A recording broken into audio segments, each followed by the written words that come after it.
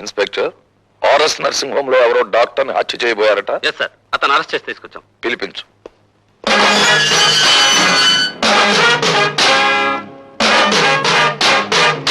నీ పేరు? భార్గవ. నువ్వా? మీ అన్నయ్యను కాపాడినప్పుడు చట్టానికి చుట్టాన్ని, ఇప్పుడు చట్టానికి ముద్దాయిని. అంటే నువ్వు చేసింది నేరం కాదంటావా? చీఫ్ ఇంజనీర్ గారిని చంపుతున్న మనుషుల్ని ఒకప్పుడు కొట్టాను, ఇప్పుడు తప్పు చేసిన డాక్టర్ని కొట్టాను. అది నేరమైతే ఇది నేరమే. ఆపరేషన్ జరిగిన తర్వాత పేషెంట్ ప్రాణం పోతే అది హత్య కాదు. అంటే మనుషుల్ని చంపడానికి మీరు డాక్టర్లకు ఇచ్చిన లైసెన్స్ అది? మీకు నేరస్తుల్ని కొట్టడానికి లైసెన్స్ ఉన్నట్టే వాళ్ళకి మనుషుల్ని చంపడానికి లైసెన్స్ ఉంది. జడ్జీలకు దోషి ఎవరో నిర్దోషి ఎవరో తెలియకపోయినా శిక్ష వేసే లైసెన్స్ ఉంది. Am I correct?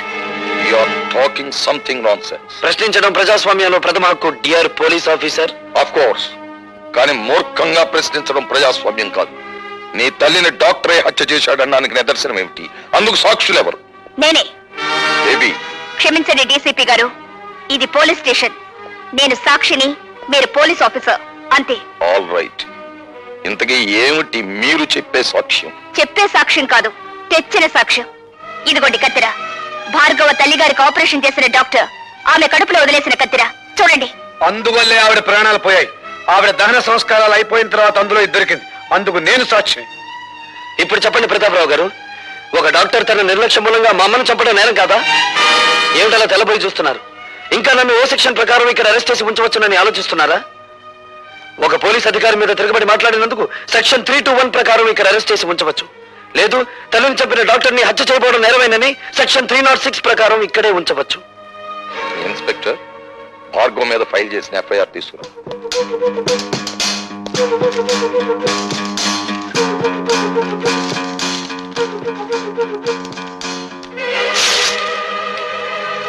Mister Bhargava, you can go. బాబాయ్, ఇది ఇల్లు కాదు, police station. I'm sorry DCP గారు. Thank you very much. You're most welcome. ఆ కుర్రవాణ్ణి రిలీజ్ చేసి చాలా మంచి పని చేసావు తమ్ముడు. ఆ రాజశేఖర్ ఆగిపోయావేం భానుజీరావు? నమస్కారం అండి. చిచి, నీ ఇంట్లో కాఫీ తాగడం నాది బుద్ధి తప్పు. శభాష్, ఇప్పుడు నాన్నం అనిపించుకున్నావు. నాకు మర్యాదలు చెయ్యకపోతే నేనేం బాధపడను భానుజీరావు. కానీ ఇప్పుడు చెప్పబోయే పని చెయ్యకపోతే ఆగ్రహించవలసి వస్తుంది. మర్యాదగా కాగితం మీద సంతకం చెయ్యి. ఏమిటది? ఆ భార్గవ్ గారి ఊస్టింగ్ ఆర్డర్. ఎందుకు పూష్ చేయాలి? ఎందుకంటే బాధ్యత గల ప్రభుత్వోద్యోగి అయ్యుండి కూడా మా ఆసుపత్రిలో ఒక డాక్టర్ ని దారుణంగా కొట్టి మర్డర్ చేయబోయాడు కనుక. అది వాళ్ళిద్దరి మధ్య జరిగిన కొట్లాటే గాని ఘర్షణ కాదు. కొట్లాటలో మీరు ఎప్పుడైనా రేపరేగా ఉన్నారా? షటప్. చట్టం నోరు నువ్వు మూసి మావాడి నోరు మూయాలని ఎందుకు చూస్తావు ప్రతాపరావు? ఆ భార్గవ్ గారి మీద ఏ సెక్షన్ ప్రకారం చర్య తీసుకోవాలో కావాలంటే నేను నీకు చెప్తాను. ఏదో ఒక సెక్షన్ ప్రకారం ప్రతి మనిషి మీద యాక్షన్ తీసుకుంటే ఈ దేశంలో ఉన్న చాలా మంది రాజకీయవేత్తలు అసెంబ్లీలోనూ పార్లమెంటులోనూ ఉండరు, జైళ్లలో ఉంటారు. నేను జైల్లో ఉండొచ్చిన వాళ్ళవేలే. గర్వపడిపోకండి, అక్కడికే పంపిస్తాం, మళ్ళీ తిరిగి రాకుండా. ప్రతాపరావు గనుకే చెప్తున్నాను. నడి రోడ్డు మీద చిందిన ఆ ఇంజనీరు రక్తం నా కళ్ళల్లో కదలాడుతూనే ఉంది. నా కళ్ళు మిమ్మల్ని వేటాడుతూనే ఉన్నాయి. మామూలు వేట కాదు, రాజకీయ వేట. ఓకే ఓకే, నేను చూస్తాను. అన్నా తమ్ముడు. అట్లాగే.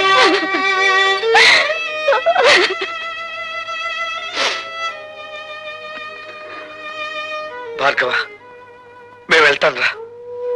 శంకర్, పసితనంలో తండ్రి మోసం చేసి వెళ్ళిపోయాడు. ప్రయోజకుడయ్యానని తెలిసిన మరుక్షణం అమ్మ మోసం చేసి వెళ్ళిపోయింది.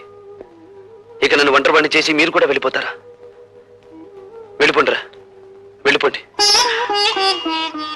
భార్గవ, అభిమానం కోసం ఆప్యాయత కోసం ఆరాటపడే నీ మనసుకి ఏ లోటు రానివనరా. ఈ రోజు నుంచి నేను పద్మ ఇక్కడే ఉంటాం, నీతోనే ఉంటాం, సరేనా? థ్యాంక్స్ రా శంకర్.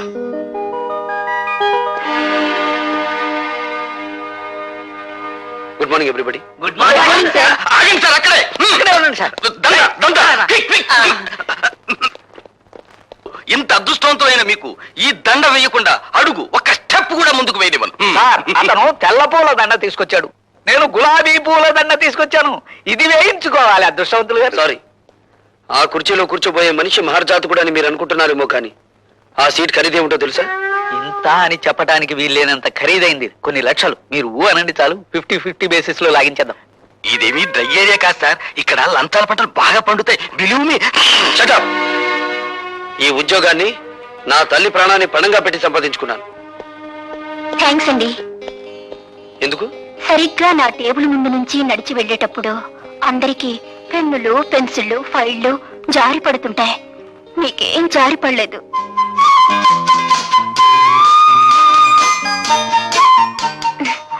ఐసి, రేపటి నుంచి ఎవరి పెన్నులు పెన్సిళ్ళు జారి పడకుండా నీకు ఒక తారక మంత్రం చెప్తాను. అలాగే సార్.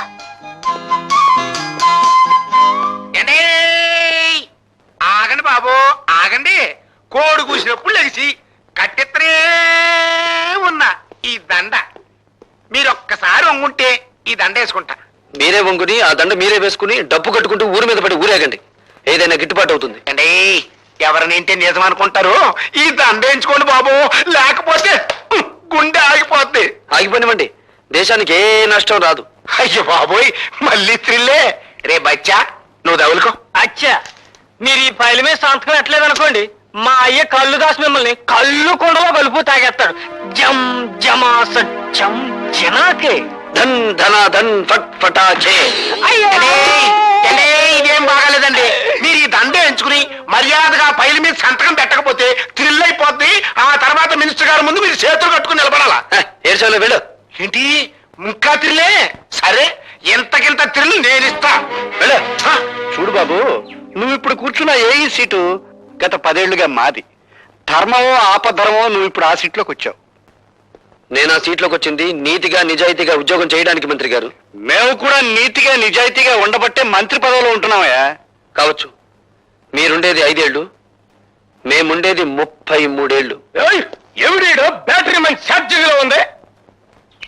హలో, మంది బ్యాటరీ కాదు, డైనమో. ఎప్పుడు డబుల్ ఛార్జ్ లో ఉంటుంది. అన్నం ఎవడేడో నీ ముందే నా గాలి చెప్తా ఉన్నాడు. అండి రాజకీయ నాయకులు బతుకులు గాలి తీసిన టైర్ లాంటివి, మీరేం కంగారు పడకండి. చూడు బాబు, మంచి వయసులో ఉన్నావు, ఉండాలా మాత్రం పౌరుషం. నీ వయసులో మేం కూడా ఇంక్విలాబ్ జిందాబాద్ అంటూ కంఠనాళాలు తెగిపోయేలా అరిచాం. ప్రయోజనం కనిపించక పార్టీ జెండా మార్చాం. అంతే, పాకల్లో ఉన్న వాళ్ళం మేడల్లోకి వచ్చాం. మీరు పాకలో నుంచి మేడలోకి వచ్చినా, తిరిగి మేడలో నుంచి పాకలోకి మారినా నాకేం అభ్యంతరం లేదు. కానీ నేను ఇప్పుడు ఇక్కడికి ఒక ప్రభుత్వ ఉద్యోగిగా వచ్చాను. నా ప్రతి నిమిషానికి ప్రజాధనాన్ని జీతంగా తీసుకుంటున్నాను. దయచేసి నా టైం వృధా చేయకుండా నన్ను ఇక్కడికి పిలిపించిన కారణం ఏమిటో చెప్పండి. నువ్వు సూటిగా చెప్తున్నావు కనుక నేను కూడా ముక్కు సూటిగా చెప్తున్నాను. మా తాలూకు ఫైళ్లు ఏవి నీ టేబుల్ మీదకి వచ్చినా ఆలోచించకుండా సంతకం పెట్టాలి. ఊరికి అనుకో, మాకు డబ్బులు కూడా ఇస్తాం. ఏంటి తొందరపడి కాదనేవు గనక ఈ ఊరే ఇడిచిపెట్టి వెళ్ళిపోవాల్సి వస్తే. ఈ ఊరే కాదు, ఈ రాష్ట్రంలోనే ఉండవు. మీ బెదిరింపులకు భయపడితే ఏమవుతుంది? నేను చదువుకున్న ఇంజనీరింగ్ చదువు సిగ్గుపడుతుంది. సో నేను మీకు లొంగను, బెదరను, లోబడను. That's all. శాబాష్, భావి భారత నాయకుడిగా మా గొప్పగా మాట్లాడాడే. ఎత్తగరా నేను తట్టుకునే పొట్ల గిత్తలాగా ఉన్నాడు. దీని గురించి ఇంత ఆలోచన ఎందుకంటే మీరు అనండి, మన కాళ్ళు దాసిన పంపించి తిరిగి చేసేస్తాను. అన్నానయ్యా. పశ్చిమ సవాల్, ఎవడ్రా మీలో భార్గవ్ అంటే? నువ్వా? అయ్యా గారు, దయచేయండి. లోపలికి వెళ్ళాడు. వాడి సీట్ ఇదే, కూర్చోండి, వచ్చేస్తాడు. కూర్చోండి. వాడు సంతకం చేయాల్సిన ఫైల్ ఇదేరా. అరే బచ్చా, ఇదిగో తెచ్చా. అచ్చా.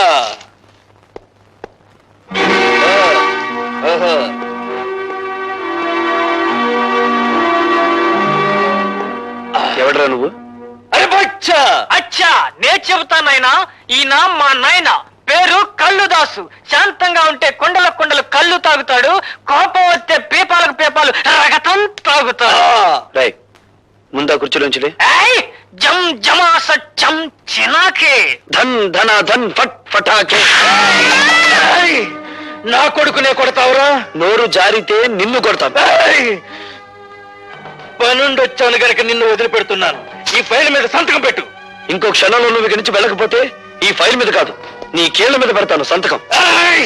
ఇది గవర్నమెంట్ ఆఫీస్ అయిపోయిందిరా, లేకపోతే నిన్ను కళ్ళు కుండలో కలుపుకు తాగేసేవాడిని. ఆఫీస్ అని వెనకాడుతున్నావా? నీ ఇష్టం, ఎక్కడికి రమ్మంటావు చెప్పు. సాయంత్రం 5 గంటలు దాటాక నీ పేటకి, నీ వీధికి, నీ ఇంటికి ఎక్కడికి రమ్మంటావు చెప్పు, అక్కడికి వచ్చి తంతాను.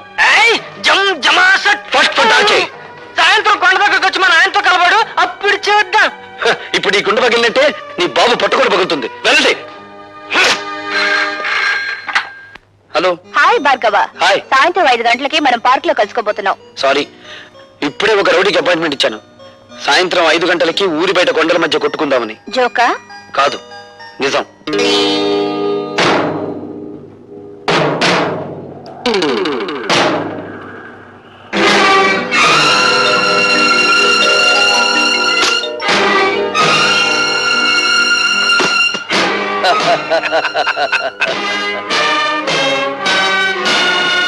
ఇదిగో కుర్రోడోయ్, నీ మొహం చూస్తే పాలు వేరత ఉన్నట్టుంది.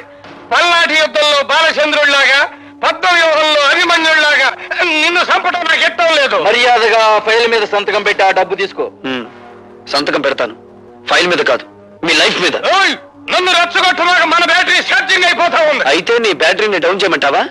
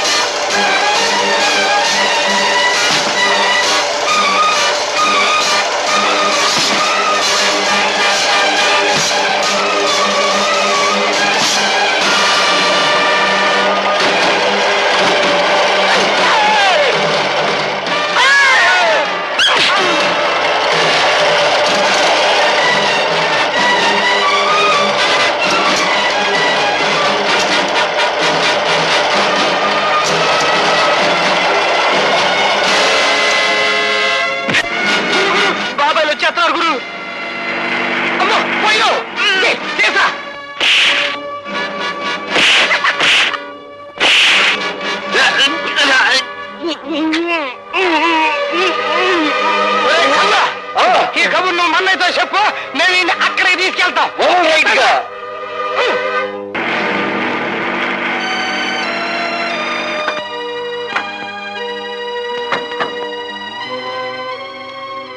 లత, భార్గవ్ ఎక్కడ కనిపించడే? ఇక్కడికే రౌడీలతో ఫైట్ చేయడానికి వచ్చాడని చెప్పావు. నిజంగా అతను చెప్పాడు బాబాయ్. ఏందే చిరునవ్వులు నవ్వుతున్నావు? శాతగా ఇక్కడ తీసుకొచ్చి పడేశావనా? కత్తులతో పొడుస్తావు రన్నా అంటే వద్దు, రోజా దగ్గర తీసుకెళ్ళు, అది సొరకత్తులు లాంటి సూపులతో పొడుతుందని చెప్పాడు.